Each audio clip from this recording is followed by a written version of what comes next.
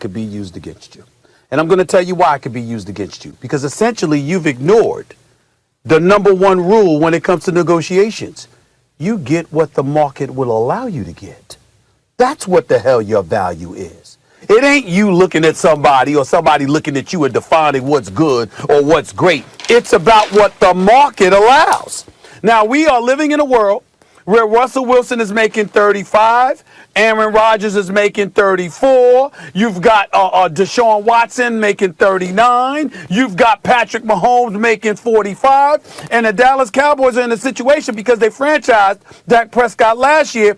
If you franchise him this year, it's going to cost $37 million against you. And obviously, if you think about trying to do it next year, which you won't do because it's going to cost you $50 million, which gives him all the leverage in the world. So because of that leverage, Dan Orlovsky, now we've got a situation here. If you're willing to pay him $37 million, you trying to tell me instead of paying him $37 million for 1 year, you don't want to take care of him and add about $2 or $3 more million to the mix so you can take care of him for the next 4 or 5 and be done with it and have peace and harmony within your franchise at the quarterback position? That would be the smart way to go about doing things. So you could talk about Dak Prescott being good. I think he's better than good. You're 42-27 as a starter. You've got a near 3-to-1 turn TD to interception ratio. When you're on the football field, you've taken them to the playoff twice. You've won a playoff game, okay? In your 4 years as a starter, up until you got injured last year in Game 5, you hadn't missed a single game.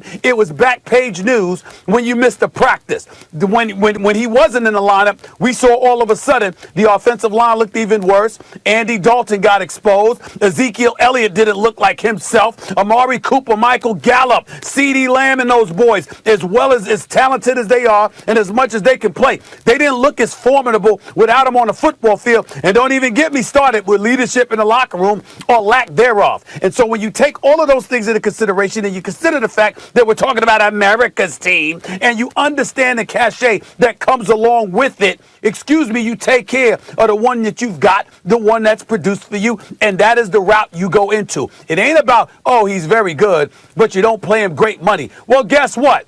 To the Dallas Cowboys, he's pretty damn great because they flat out stink without him. And that is where the marketability comes from. And that is why you give Dak Prescott the money and say, I'm done with it. Whether you think he's worth it or not. If it ain't 40, it's 38. So damn what if you got to lock him up and get rid of this problem for the next 3 or 4 years. Now, I got to respond to what you just said first, Stephen A., how you started before I get to you, Dan. Number one, you don't have to be irrational just because the market's irrational. And I think that's been my point about quarterbacks. Quarterbacks are overpaid. There is a cap there so that people like Dan will come on TV and say, hey, you want to win Super Bowls or you want to be the highest paid? All a cap does, a hard cap, is funnel money from the players to the owners. And because of that system, quarterbacks take too much of a percentage of the cap. Now, Dan, I believe your point is Aaron Rodgers, Tom Brady obviously still showed it. Obviously, Patrick Mahomes, Deshaun Watson, they're worth it. But you better be sure your guy is worth it before you give him that money. And even if it is, it could be a handicap to you the way it is Russell Wilson in Seattle. Okay, that's one. But here's why actually Stephen A. is right in this case, and you're wrong, Dan, because I had the exact same point of view you do now a year ago. A year ago, I had the same point of view as you. 3 things happened, okay? That means that Jerry Jones has lost the negotiation. It played out. Jones was taking a certain position. He has now lost, and it's just a matter of time. It's not a matter of if. It's just he's going to have to come forward and say, Dak beat me. Here are the 3 things that happened. 1, Andy Dalton was much worse than Dak. Like, I thought Dak is good, not great. Maybe he's on his way to being great. Andy Dalton's a good backup. There was no comparison in that offense when Dalton was in and Dak was out. That's 1. That gives Dak the leverage Stephen A. is talking about. 2, no one else in the division has a quarterback. They'd be the only franchise with a real star quarterback, like a seriously above average quarterback. That gives them a huge opportunity in the next couple of years to host playoff games. If you sign Dak, you have a really good chance to have home playoff games every year in the next several years. That's 2. And 3, to Stephen A.'s point, the franchise tag is $37 million. Next year it's over 50, and you got to pay it all in 1 year. It's a cap hit. So really, what this is, it's true. We all know what this is. It's 3 years around 120. The Wentz signing was a mistake. I thought so at the time. It proved to be a mistake. The Goff signing was a mistake. I thought so at the time. It proved to be a mistake. I thought signing Dak to the same deal would have been a mistake a year ago. At this point, things have changed. The cap's going to go up. Quarterbacks are making more. You are terrible without Dak. You're good with him. You're going to have to pay him. All right, I think Max makes a lot of good points. Now, first of all, Stephen A., when you use the market, Max points are great. I'm going to use the analogy of real estate, right? If I want to go buy a house, and I'm just going to use random numbers here, okay? Let's say my net worth is $1 million. That's a lot of money. Well, I want to go buy this house, and the market dictates that it's $800,000. Well, I want to buy it, but it's not worth $800,000, but the market tells me it is. Is that a smart investment by me? Because then I don't have any money to do anything else. All I'm going to do is be house poor. I got the house that I wanted, and the market dictated that it should cost me that much money. I can't do anything else. So just because the market and he's the next guy up does not make it smart business sense for the team or the player. Max, you mentioned, and that's been my point all along, the biggest question is, what does Dak Prescott want? Here's the thing. Everybody's like, oh my gosh, you talk like Dak Prescott's a bum. No, I don't. I talk like Dak Prescott is a good quarterback. I have never said anything other than Dak Prescott's a good quarterback. I want somebody, whether it's either of you two, Molly, someone at home, to tell me when Dak has been great, when he's elevated. Because Stephen A., you point the win-loss record and the stats. Absolutely.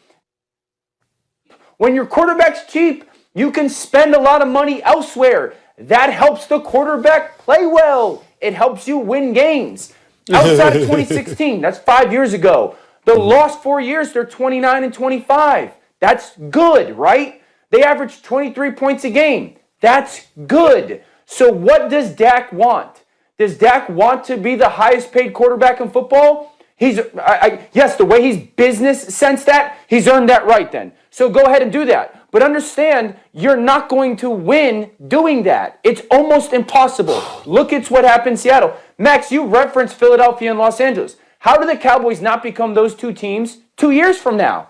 How do they focus on not doing that? So what do they want? Short-term deal, 3 years. My next question would be this. Once you determine or decide to pay him great player money, that Deshaun, Rodgers, Mahomes, that world money, I need someone to tell me if they are 100% confident that the Cowboys can win, legit win, NFC title, Super Bowl, and they believe that Dak will carry a subpar roster, because that's what happens to your roster.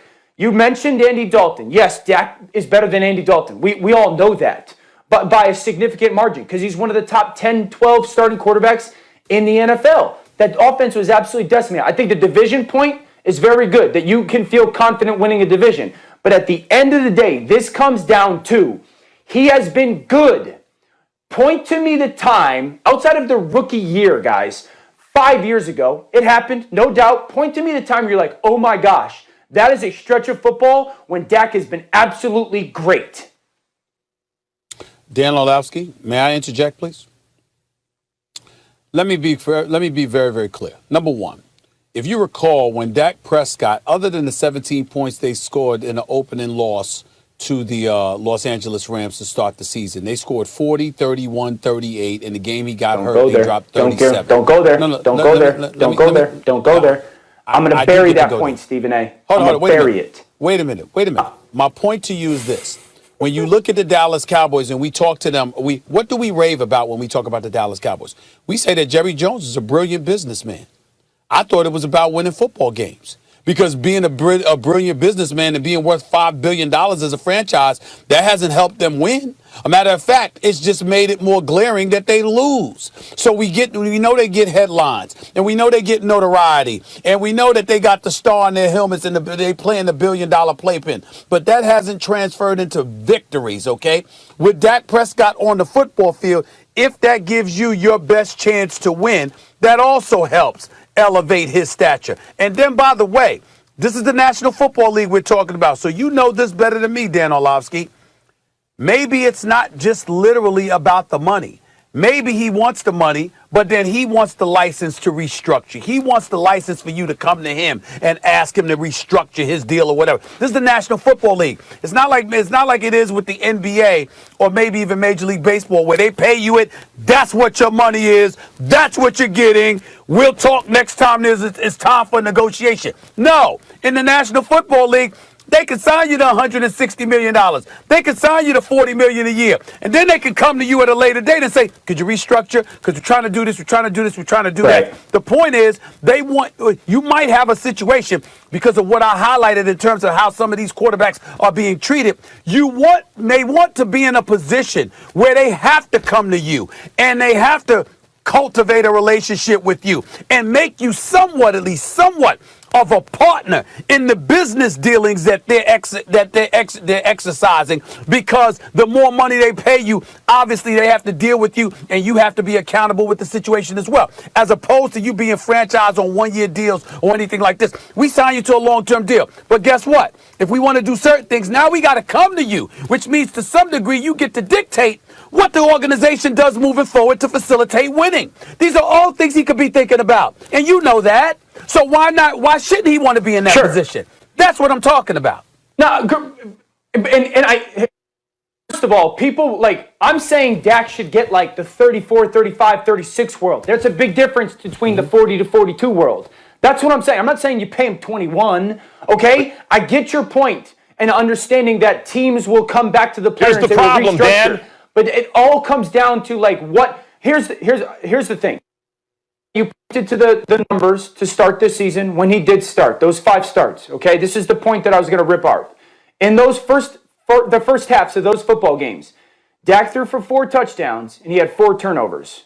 Okay, so let's not pretend like they were building these massive leads and all of a sudden everything fell apart. But the offense was really good with Dak. And then the second halves, when they were down multiple scores, threw for a bunch of touchdowns and 1,000 yards. Okay, wait, Dan. Those numbers and stats look the way they do. Dan, the time to sign Dak to an upper middle class quarterback contract was 2 years ago. Might have been a year ago. 2 years ago. The time to sign him to the numbers you're talking about was a year ago. The problem now is, and where Stephen A. is actually right about this right now, the franchise tag has him at 37 this year. It all counts against the cap. Next year, it'll be 53 or 54. They can't afford it. So what they're faced with, if you're Dak and you go, well, you don't sign me now, why would I take even 40 next year? Because now, once you're a free agent, you're opened up to whatever market forces. They're not truly free because there's a cap. But every team in the league that wants a good quarterback is going to be in on the bidding. And believe me, he'll get at least 40 next year. So Jerry knows this. He knows he's been beat. He overplayed his hand here. He is going to sign Dak, and it's going to be the contract that Dak wants at this point. My prediction, 3 years and very close to $120 million. Okay, but that goes back to my initial point. What do you want? Because Greeny did a great piece this morning. No player in the NFL, I think, over the last 3 or 4 years has made more money than Kirk Cousins. So yes, if that is when you get drafted into the NFL, every player's goal is to get to that second contract. We know that's happening for Dak Prescott. He learned that. So then what is the next goal? Is it to just sit here and say, well, I beat the franchise tag system, I beat the financial system, and I got more money than anybody? That's fine, but don't expect to win then. That's my point. Do not expect to get to the NFC title game or to get to the Super Bowl. Or do you want to sit there and say, I'm going to get a ton of money because I earned it. Should they expect to win in Dallas?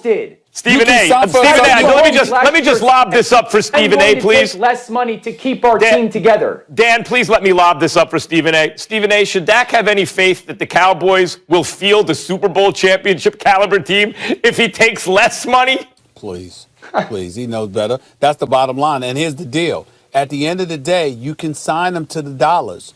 And then you just have to go to him to restructure when you want to do something in the future, and he'd have to be complicit in your dealings. That's all. That's it. It seems like they don't want Dak to have cachet.